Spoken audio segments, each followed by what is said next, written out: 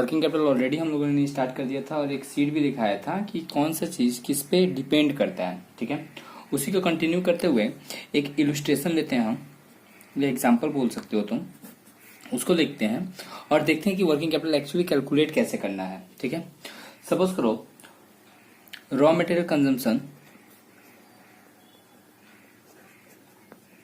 दिया हुआ है हम लोग को 12 लाख।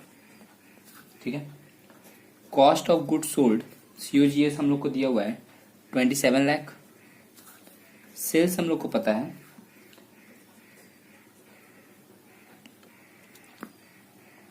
ठीक है, फिर परचेज हम लोग को पता है कि इस बार का परचेज हम लोग का 6 लाख का है। एंड कैश एक्सपेंसेस हम लोगों को पता है कि 3 लाख का है।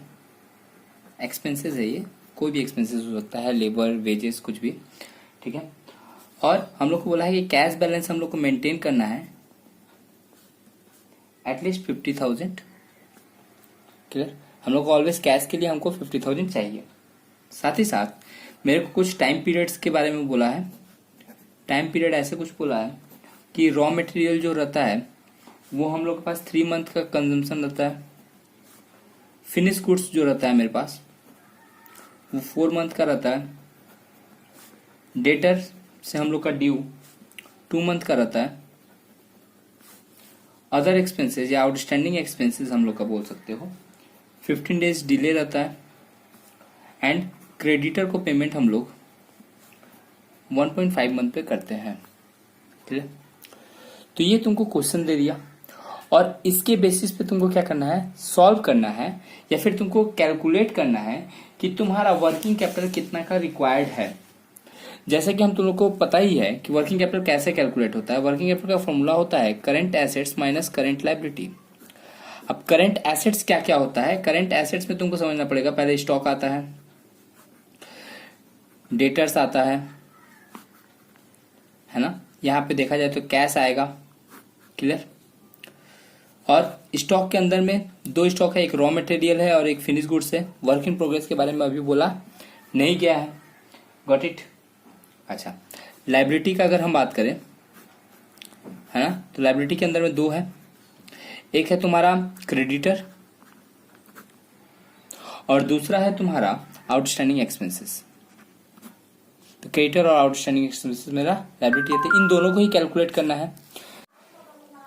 फॉर्मेट कुछ ऐसा होगा, ऊपर हम लोग लिखेंगे statement showing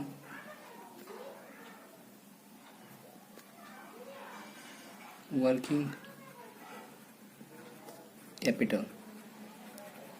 okay, particular amount. Correct. सबसे पहले हम लोग सारा करंट एसेट्स को डील कर लेंगे। करंट एसेट्स के अंदर में आएगा स्टॉक। स्टॉक के अंदर में 2 होता है, 2 है हम लोग का, एक रॉ मटेरियल। अब देखें तो रॉ मटेरियल डिपेंड करता है रॉ मटेरियल कंज्यूम पे। तो रॉ मटेरियल कंज्यूम है 12 लाख का और रॉ मटेरियल का टाइम पीरियड है 3 मंथ। क्लियर, तो हम लोग बोल सकते हैं कि 12 लाख जो है वो 12 मंथ के लिए है, क्योंकि साल भर में इतना कंज्यूम होगा। और हम लोग को स्टॉक में हम लोग के पास 3 मंथ का स्टॉक हमेशा रहता है, इसलिए मल्टीप्लाइड बाई हम लोग को क्या करना पड़ेगा 3। तो जाकर मेरा रॉ मटेरियल का वैल्यू आ जाएगा, दैट इज 3 लाख। फिर हम लोग कैलकुलेट करेंगे फिनिश गुड्स।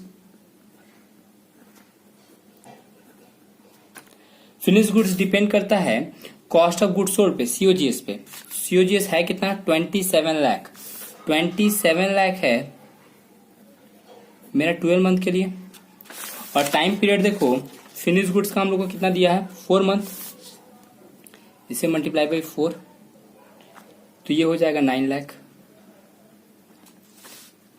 ओके, फिर हम लोग कैलकुलेट कर लेंगे डेटर।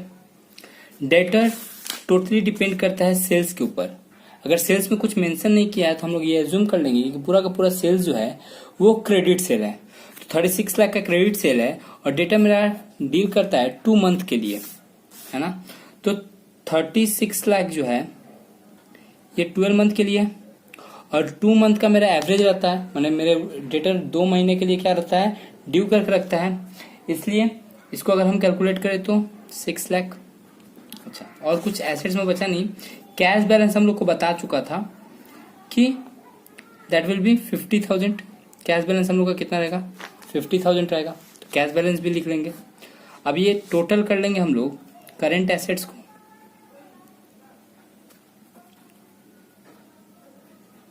सारा ऐड करेंगे तो कहीं ना कहीं 18,50,000 ये मेरा टोटल करंट एसेट्स आ गया। उसी तरह अब हम लोग कैलकुलेट कर लेंगे करंट लायबिलिटी। करंट लायबिलिटी के अंदर में 2 बचा, एक क्रेडिटर। क्रेडिटर टोटली डिपेंड करता है परचेज के ऊपर। अब परचेज अगर कुछ नहीं बोला है, मेंशन किया था, तो हम लोग क्रेडिट परचेज एज्यूम करेंगे उसको, और हम लोग का परचेज है 6 लाख का, क्लियर।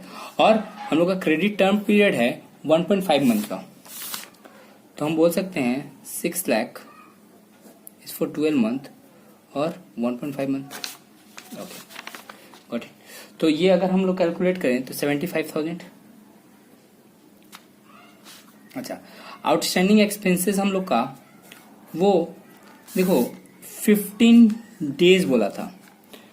अब उस डेज में सब चीज मंथ में दिया हुआ है, एक चीज अगर डेज में दिया हुआ है तो उसको कन्वर्ट कर देंगे हम लोग मंथ में। 15 days equal to 0.5 month.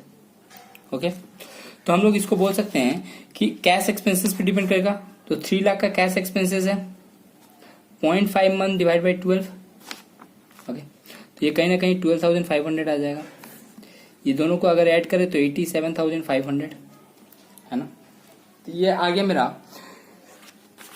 Current liability. ये टोटल क्या आ गया, current liability.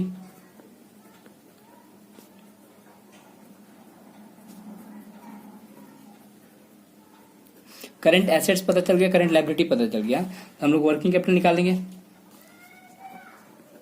Working capital equal to current asset minus current liability, that will be 17,62,500। Okay.